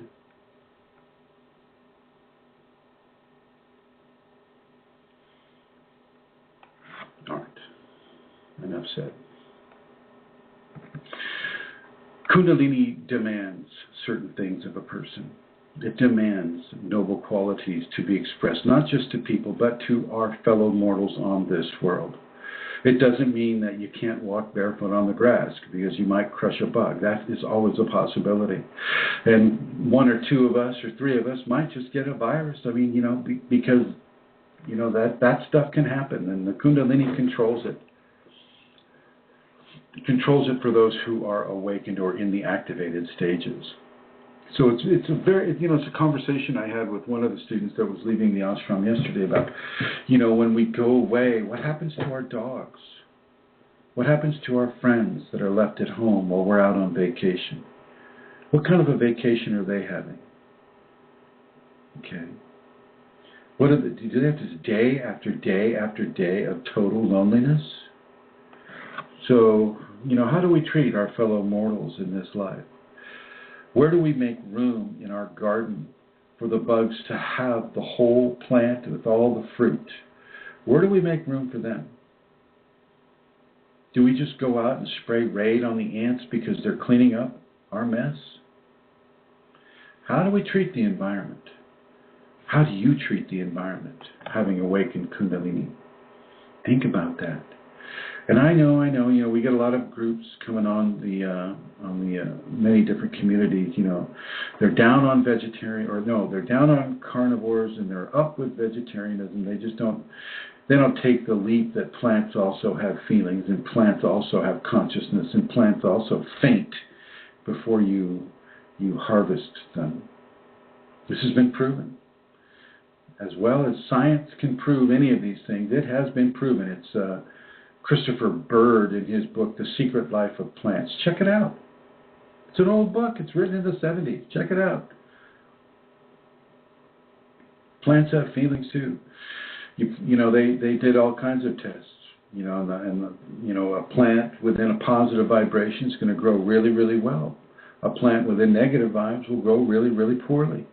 A plant grown with rock music will be very, for some reason that produces a bad vibe for the plant. And classical music produces a good vibe for the plant. If you say I love you to the plant, it'll grow greatly. If you say I hate you to the plant, well, it won't grow so well. These are easy things to, the arithmetic's not difficult here. So I'm going to ask people to pay attention to their Kundalini. If it needs to have meat in your system, then have the meat. Be grateful for the meat. Have gratefulness towards the animal that gave the ultimate gift of itself, so that your Kundalini can give the ultimate gift of itself into you. And if the same thing, if the Kundalini is compelling you to be a vegetarian, then be that vegetarian. But have the gratitude towards the plant that is giving its all it can give to you, so that the Kundalini is able to give more of itself into you. Think about that. Think about that. For those of you who want to experience the Shaktipat, I'll be putting on the scatter fields on September 12th at 3 in the morning, Pacific Standard Time. The scatter fields are basically a cellular consciousness that connects me to your energetic grid work. And from there, the Shaktipat is given through the Kundalini's perception of your practice of the safeties. Or, as Vashti's question may suggest, you don't have to do it every single time. It's not necessary. You can kind of see how it works for you one way or the other. You don't have to do this. There is no, you must take the Shaktipat. There's no rule like that. There's no rule like that. Well, let's see, in the 22 minutes that we have left, if there's anybody that has a question, the call-in number is 347-934-0026. 347-934-0026. And Amelia, do you have any statements that you'd like to make? Oh, did I catch you in the bathroom? No. What is it with that? Could I please make a statement? I do not leave this room ever to go to the bathroom during the show. No, neither do I fall asleep. It's true. I give it my full attention. There is a lag time between here and Ireland. When I put her into the red, there's a lag time, and so I always get to use that as an excuse. This is really just a question that Steve asked there a while ago. It's not so much about the Kundalini, it's about the show. He's just wondering if anybody with an Apple iPad is able to get into the chat room once they're signed in with Blog Talk Radio. And if I could suggest that maybe we could have a little bit of a conversation about that later, because people want to come into the chat room, but they're finding it very difficult. Well, thank you, Blog Talk. Yeah, would that be okay, Chrism? You know, just well, sure. maybe, Let's talk about it right now. So the scenario is I am broadcasting on a iPad 2. So I have my PC up because I can't get the flash chat without the PC. The iPad won't do it. So I have the PC up for the chat room and for manipulating, the microphone. But I am broadcasting. The sound is coming through the iPad 2 screen. Now it looks like Starloon is writing something here. So I've been able to do this with the iPad completely. And let's see. Starlin says, I use a PC desktop and I've always had trouble with phone. Snap. Yes. Welcome to the group there, Starlin. So the iPad should get you in just fine, but it won't get you into the chat room. So I think that's where the problem is. Steve, you'll have to use a PC to get into the chat room. I can't get into. I can't even make a chat room with the iPad. They have you press a button and. Thank you. Yeah, it's the same with me. Darlene says, only for you, Chrism, do I do this blog talk. If there was another option, Darlene, I would do that. Yeah. Anyway, so yeah, and I want to thank Amelia and John O'Connor. Amelia is the doppelganger for Amelia Santara. And I'd like to thank the two of them for making this show work and supporting this show both figuratively and realistically in every way, shape, or form. This show is because of them. Totally because of them. And I would like us all to express a moment of gratitude for John and Amelia O'Connor for creating this divine space that we've had for well over a year. Coming up to a year and a half or more, so that Kundalini information can reach people who may not have $1,000 million that they want to pay for somebody's Shaktipat. So thank you, John. Thank you, Amelia Santara, for this great gift that you're giving to others. Well, you're welcome. And I'm just actually feeling people. I'm just feeling a lovely flow there of gratitude from people. Wow.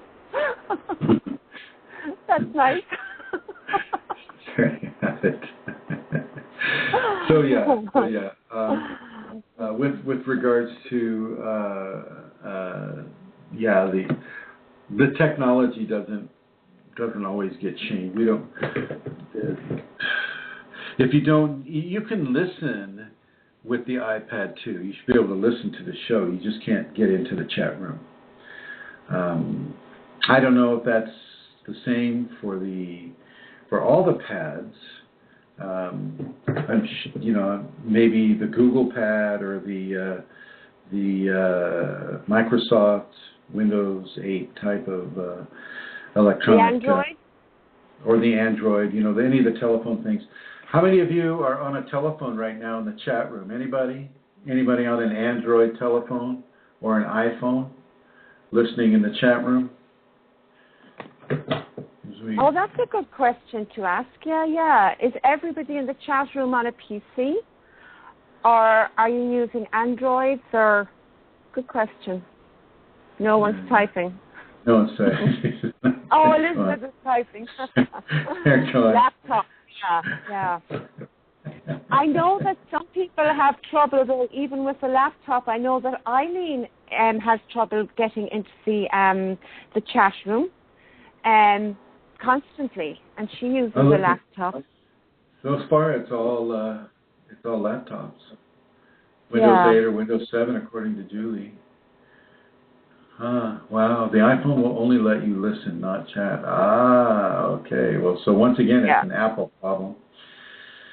They need to get in touch with Blog Talk Radio somehow so that people can participate better.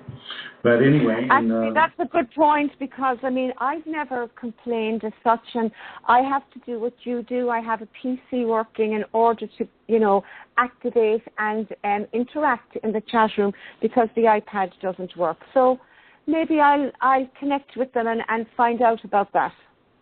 Yeah, maybe there's some protocol we can pass out. Okay, well, with the 15 minutes that we have left, I'd like to put out the phone number once again, 347-934-0026. If you have any question or comment you'd like to make about your Kundalini Awakening experience, you know, this is the time to do it.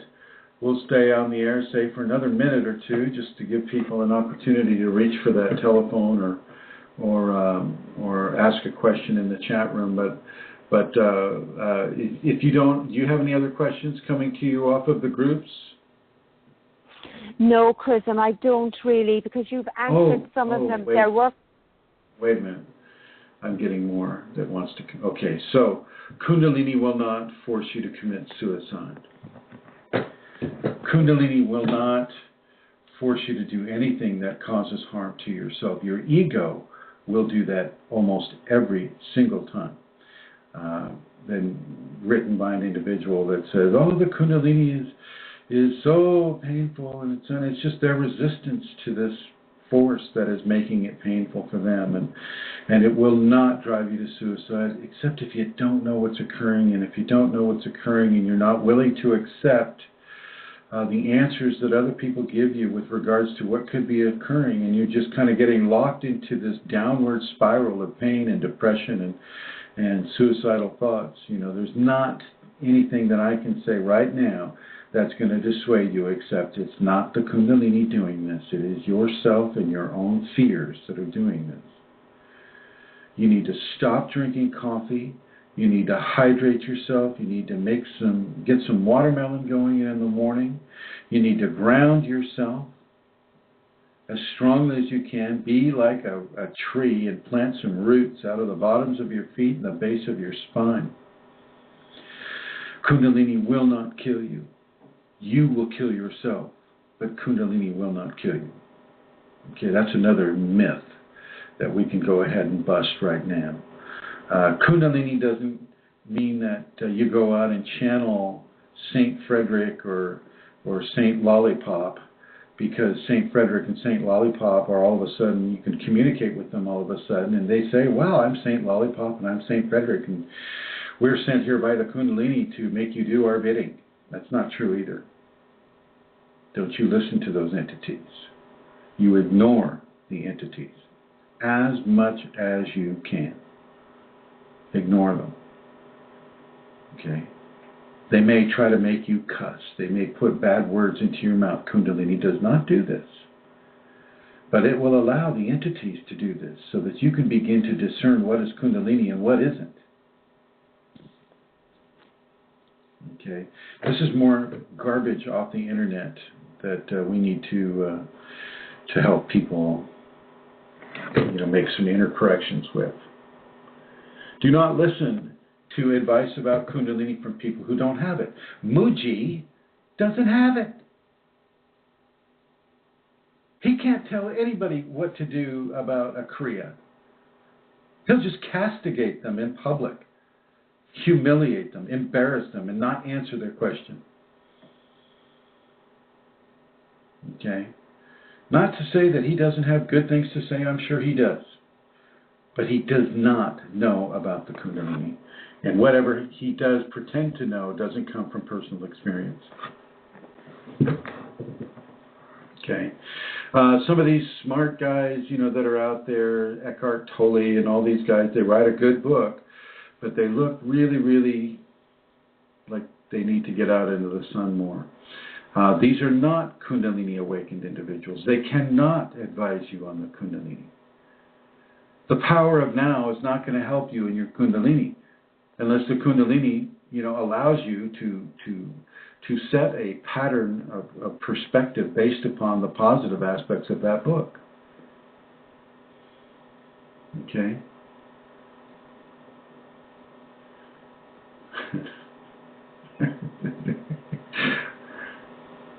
I see a lot of LOLs on there. I don't even know who Matt Kahn is. You know, the last name should be a bit of an indication, maybe though, huh? Conn. Kahn. Sorry, there's maybe a doctorate of signature there. I don't know. So I don't know these people, so I can't say one way or anything about Matt Kahn. But you know, he's new on the block. Yeah, I suppose. Well, you know, what can I tell you? I don't know Matt Kahn. I don't know what he's saying. I hope it's not similar to what his last name would be pronounced as. But sometimes you do get a doctrine of signature working with people. Now, Yogananda set in some pretty good values, pretty good teachings to give people. So I suggest Yogananda. I like Sri Ramani is great. The Real Deal. Aurobindo from India as well. The Real Deal. Gopi Krishna, of course. Out here in the States, I know only of myself. Glenn Morris had it, but he passed. There are some other people that have it, but they haven't been able to do the ego self-management. And so they kind of expect you to treat them like a god or a goddess. At least that's what they were telling me. So I'm not going to even mention their names. Thomas Merton, I don't know who. I've been out of the loop for a while. I've been teaching for almost 10 years now. So I don't know who these other teachers are. I just let the Kundalini come through, and that's basically what I'm doing. Yeah. He's a Christian monk, I think. He writes some interesting things. I read him a long time ago. But I think he's dead. And there's another thing, a dead teacher. Yeah. Yeah. Dead teachers don't answer questions. Dead teachers don't answer questions. So. Which can be handy sometimes. Welcome to the dessert. I like dessert better. Thank you, Elizabeth. Yeah. So a little bit of a chat room interaction there. It's nice to read books. I read a lot of books. Some of my authors were like T. Lobsang Rampa, which stands for Tuesday. Lobsang Rampa, and of course Robert Monroe for the out-of-body work. I'm just going to put you in the blue here, since I don't like to hear myself say everything twice. So Robert Monroe and Gopi Krishna and even Bonnie Greenwell. I enjoyed Bonnie Greenwell's scientific take on it. The biology of Kundalini woman, she attributes everything to biology of Kundalini, and I don't buy that at all. But she seems to have helped a lot of people with her work. Some of the far out things, I'm not gonna.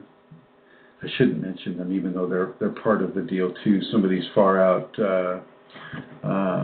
things, such as the Tuaha De Danan or Tua De Danan, as Amelia's people will say. I did like Kundalini and the Chakras by, what's her name, Amelia? Genevieve. Awesome. Yeah. So that's a good one, even though it's channeled information, which I always tend to be a little bit critical about. But I think that actually came through very clearly. That's a good book. And there's very few others that offer any kind of a real understanding or protocol about the Kundalini. But, there are some out there. You're just going to have to kind of see what your Kundalini wants you to partake of. And in many cases, it won't be just from one book. It'll be through many books for you to determine your own interpretation of your own equation. These authors cannot answer your own equation. They can't see into you. They're not even interested. They're just happy that you bought the book. You know, and to some degree, whatever they have written, you know, that is truthful, that helps to clarify and to bring levels of compassion rather than fear into the Kundalini Awakening expression. Well, that's a positive thing they have done, and I honor them for that. Definitely honor them for that. And if you can watch that Kundalini movie called Kundalini by Nitin Adsul, Adsul, then I would suggest that you watch that or purchase that and let yourself kind of be guided by that. You get different teachers. You know, it's not all from one person, so you get a bit of a different take than what I'm offering. Okay, any questions? We have about 4 minutes left. The phone number is 347-934-0026. Go ahead, Amelia. Could I just tell people that they can look up some information as well on Facebook about the seminar. If you put in a search for Kundalini Seminars and Events with Chrism, you will get information on the seminar that's coming up in September in 2 or 3 weeks' time. That would be Kundalini Seminars and Events with Chrism. Put that into the search on Facebook and you'll get information. Well, and it is, I mean, if you have the Kundalini or you want the Kundalini, and I haven't already told you not to come like I have for some people that are just there to spread their entities amongst other people. Come to this. This will be a very, very helpful thing. Don't let cost get in your way. It's 2 days. You know, sleep in your car, whatever. I mean, this is what I would have done. Don't let cost get in your way. Come to this thing. Come.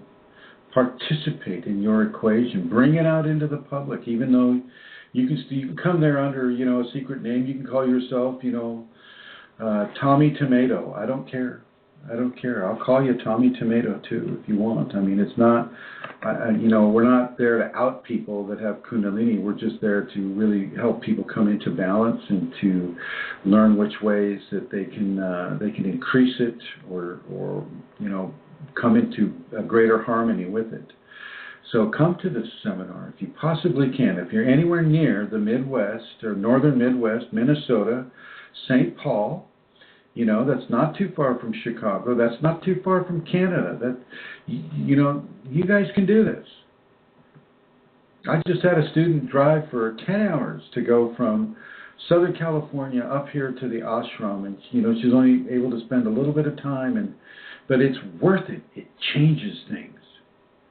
It changes your response and the response from the Kundalini to you. So if you can make these seminars, you give Rosemary a call. Her email is rosemaryg@usinternet.net, I think. Something like that. Let me ask Eileen here.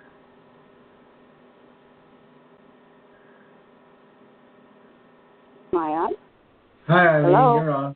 What's her email address? rosemaryg@usinternet.com. .com. Thank you, my dear, and You're thank you for lasting throughout the entire show. Nicely done. Nicely done. Thank you. It was interesting. Okay. Thank you, Eileen. Okay, everybody, we're coming down to the crunch time now. I'm going to say thank you for listening to this program. Sorry for any of the interruptions, and if I stepped on anybody's toes, well, you know, go get a bandage. All of this has been good information here, and we will continue to put out this good Kundalini information for as long as we can do it. Thank you, everyone. Amelia, do you have something to say? No, goodbye, and look forward to seeing everybody again next Wednesday. And thank you, Starloon. Bye-bye. All right, everybody. Bye-bye. Have a beautiful, beautiful week. See you next week. Hey, Schatz. Lust auf eine Runde Stadtland Fluss? Okay, aber ich fahr. sorgt auch bei Ihnen für jede Menge Spaß. Das Skoda Dieselversprechen für Euro 6 Diesel. Damit sorgen wir dafür, dass Sie, egal was die Zukunft bringt, in Fahrt bleiben, auch in Ihrer Stadt. Und das Beste, wer jetzt seinen alten Diesel gegen einen neuen Skoda Diesel eintauscht, erhält von uns einen Bye-Bye-Bonus von bis zu 7.500 Euro. Mehr beim teilnehmenden Skoda-Partner oder unter skoda.de/Dieselversprechen. Skoda. Simply clever.